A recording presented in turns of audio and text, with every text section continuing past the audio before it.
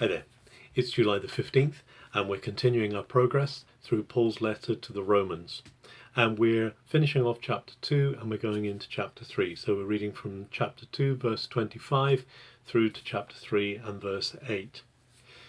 Paul has been discussing in his first chapters the fact that it isn't external observances that are going to find us favour with God. In particular, he's been homing in on the Jewish claim that they have a special link to God, which preferences them above others, which gives them preference to others. And Paul has already says there's no preference like that with God. God is not differentiating on the basis of being a Jew or not being a Jew. In fact, here in the beginning of our reading, he homes in on circumcision. There was some saying in rabbinical teaching that circumcision was equal to all the commandments of the Torah, that this was kind of the basis. But Paul homes in on that and he says, look, if you're circumcised, if you have that outward seal of the covenant, but you actually live a life of disobedience and rebellion against God, then actually you're as good as uncircumcised. Circumcision means nothing in that scenario. Similarly, he then says, if you're not circumcised physically, if you've not received that seal of the covenant, but you live in a way where your heart is loving God and loving neighbours as he commands, as he wishes, then actually it's as though you did have the physical seal of circumcision. And he says it isn't about something that's done externally, it's actually a matter of the heart. And this is where he talks about circumcision of the heart. And this is what everyone needs, Jew or Gentile. It's about our hearts being vulnerable, open, uncovered before God. And that's not something done in the external flesh, but something done in the inner place. So then Paul goes on in chapter 3 into a discussion. Now, it's very, very close arguing, this opening of chapter 3. I want us to imagine for a moment that Paul is sitting in a Jewish yeshiva, in a Jewish university, a Jewish house of learning. And in a yeshiva, he would have had a partner, a chavura, one who he discusses with. Jewish learning is done in pairs in that sense. There's not Jewish study done on its own. And what he's doing here in chapter 3 is he's kind of creating a challenger, a chavura, someone who will ask him the questions or maybe bang the table and will wag his finger at him and say, look, Paul, tell me what you really think. Someone who will pull out the reality from him. So this chavura first says, so then, and it's presumably a Jewish interlocutor he's speaking with here, who's challenging his views here.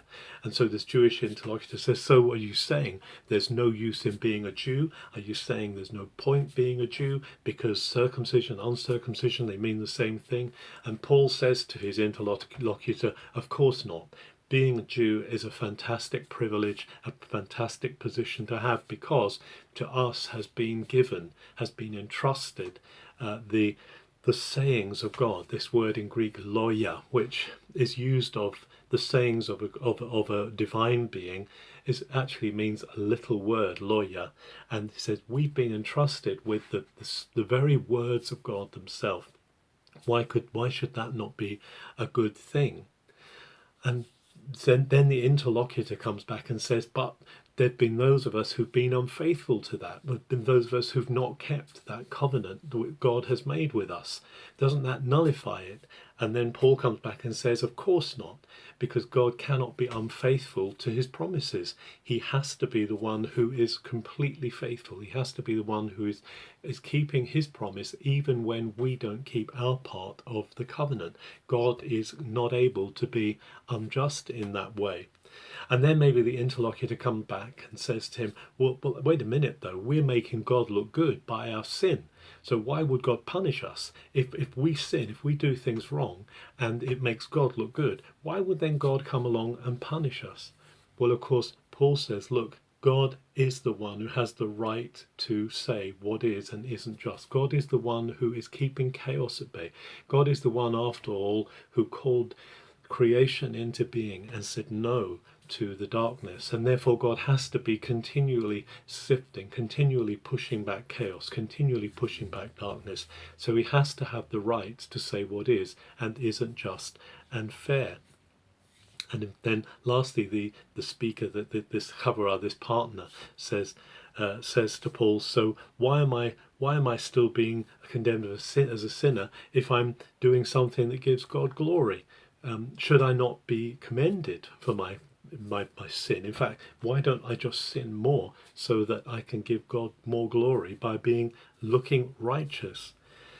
Paul dismisses that by saying, look, if you're thinking like that, then actually you deserve to get the judgment God is bringing, because actually God is looking for truth and purity and holiness in our hearts. So hopefully that helps us understand a little bit this interaction that Paul is having with himself or with an imaginary questioner. He's basically trying to present to us the reasons why God is saying no to these things, and he's also saying no to the things which are not opening our hearts to him, which are keeping our hearts closed up for him. It isn't enough to do the outward stuff. It's not about the outward stuff. It's really about our hearts. We need to be continually checking, sifting ourselves in our hearts, keeping chaos at bay in our own lives, making sure that we are in a place where our hearts are open, vulnerable, circumcised before God. Let's keep doing that day by day, knowing that we have a God who loves us and who cares about us. Have a very good July the 15th.